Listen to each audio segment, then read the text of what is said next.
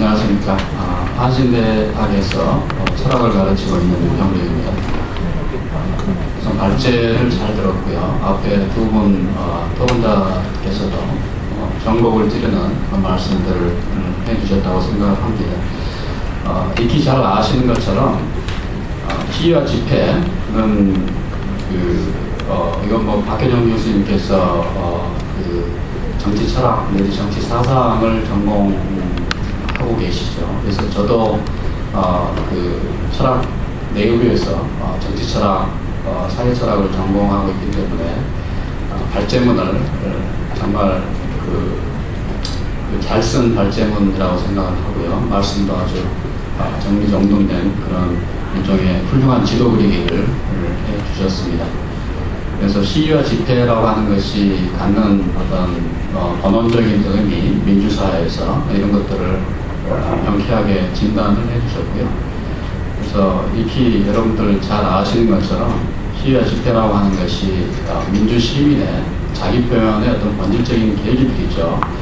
그 다음에 이제 한국 사회에서 좀 잘못된 시위의 어떤 문화가 갖는 부정적인 그런 특색이라고 하는 것이 결국 한 문장으로 표현하자면 우리가 어떤 식으로 내 스스로를 드러낼 것인가 또는 표현을 할 것인가라고 하는 것이 내가 어떤 사람이라고 하는 것을 직접적으로 보여주지 않습니까?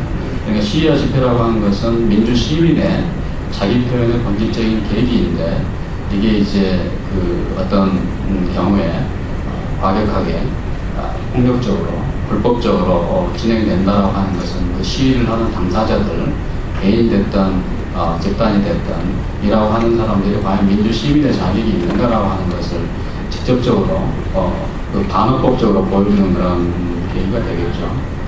그래서 시위와 집회의 권리라고 하는 것이 자기 표현의 본질적인 계기이고요. 동시에 민주 시민으로서 성숙하고 자율적이고 독립적인 민주 시민의 어떤 자기 형성에 또 중요한 계기입니다. 그래서 시위와 집회의 어떤 권리 또는 책임이라고 하는 것이 우리의 공론 영역, 공론장에서 굉장히 중요한 어떤 요소들이고요.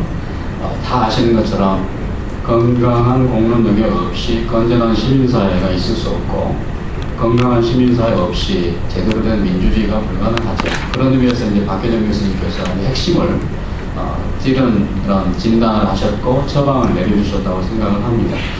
그런데 이제 발제문도 굉장히 훌륭하고 두 분 토론자들께서도 좋은 말씀을 많이 해주셨기 때문에 저는 그 발제문과 다른 토론자분들이 지적하지 않으신 그런 부분을 좀 제가 부각시켜서 고언 내지 충언을 좀 드리고자 합니다. 그래서 조금 듣기에 불편하시더라도 너그럽게 이렇게 양해를 해주셨으면 고맙겠습니다. 저는 이제 어떤 차원의 주목을 하냐면 시위와 집회라고 하는 것이 이제 법과 질서의 문제인데 그러면서 동시에 사회적인 문화의 문제이고요. 아주 중요한 의미에서 사회적 학습과 훈련의 문제입니다.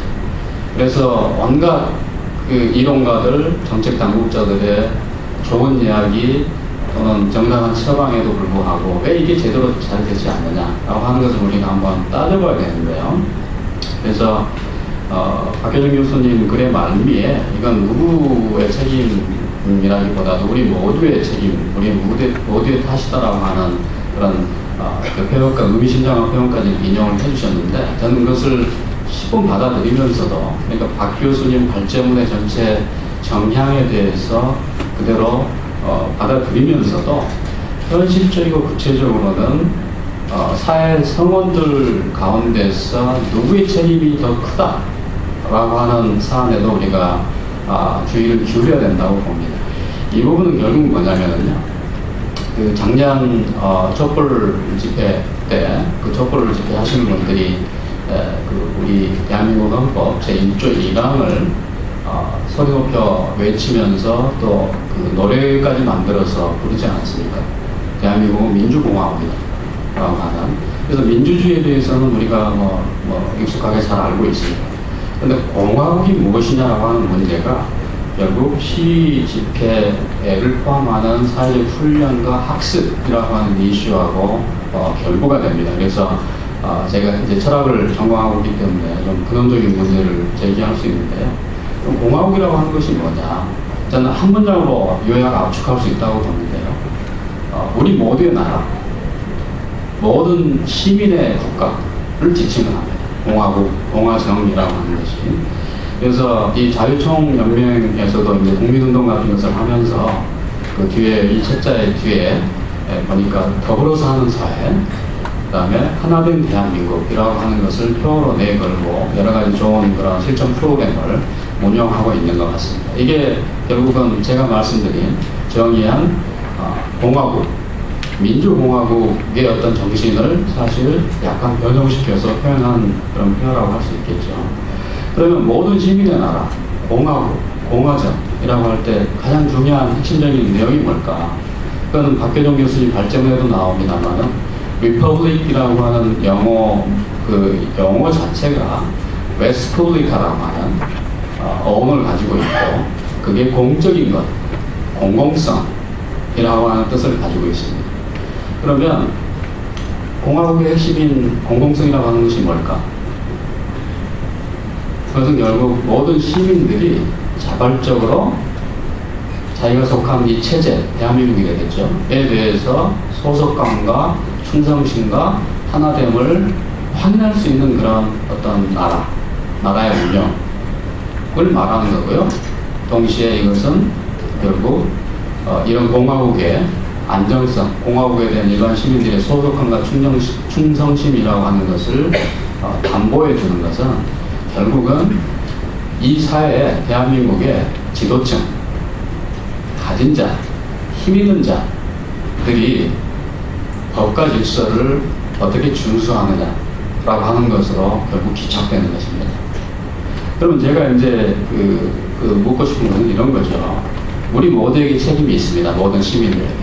그러나 아까도 내가 말씀드린 것처럼 가진 자, 힘 있는 자들이 대한민국을 떠받치는 법과 질서를 얼마나 충실하게 수행했는가, 지키는가, 준수하는가 라고 하는 것을 우리가 반드시 물어야 됩니다. 그걸 물어야 박계종 교수님의 발제문도 좀 더 균형 잡힌 것이 될 수 있다고 봅니다. 잘 아시는 것처럼 한 나라, 공화정, 어떤 나라가 되든지 그 나라를 떠받치는 두 개의 의무가 있습니다. 국방의 의무가 있고 납세의 의무가 있죠.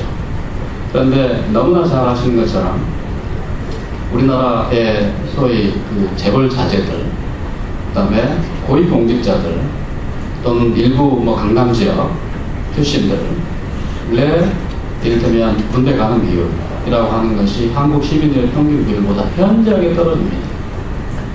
군대를 안 가는 거죠. 안 갈 수 있으면 소위 말하는 지도층 인사들이. 그러니까 이건 우리가 익히 잘 알고 있는 어떤 상식에 가까운 것입니다. 그래서 이를테면 이 병력 의무라고 하는 것이 이제 국가 안보 이것과 이제 직결되는 것인데 잘 아시는 것처럼 가령 이승만 정부가 대한민국을 건국했습니다. 굉장히 큰 공을 세웠죠. 그런데 이승만 정부가 말년에 독재를 한 것보다 더 수치스러운 일은 유교가 발각하고 서울이 함락되고 서울 시민들에게는 방송으로 생업에 충실하게 종사하라, 놀리지 마라 라고 하면서 대통령 이하 모든 고위공직자들이 제일 먼저 도망갔다라고 하는 것이 안전한 잠재고. 그러니까 그리고 나중에 인천 항복작전 이후에 서울이 다시 수복되면서 오히려 정부를 믿고 서울에 남았던 시민들이 오히려 구역의 협의나 이런 것들로 엄청난 고초를 겪게 되는 현대사를 우리는 잘 알고 있습니다. 이런 거 하고 저는 조선시대에 임진왜란 났을 때 선조가 제일 먼저 몽진이라고 해서 제일 먼저 도망갔죠. 그리고 압록강까지 제일 먼저 도망가가지고 명나라에 나는 조선 왕노를 그만하겠다. 압록강 넘어가서 내 목숨만 부지시키게 해달라. 라고 하는 그런 읍소를 계속 하는 것을 볼 수 있습니다. 그러니까 그때는 왕조 시절이고 우리는 민주공화국 시절이지만 소위 한 국가의 지도층이 받는 기본적인 의무, 우리가 흔히 너블리스 어블리제라고 하는 기본적인 의무를 소홀히 하고 법을 지키지 않고, 그래서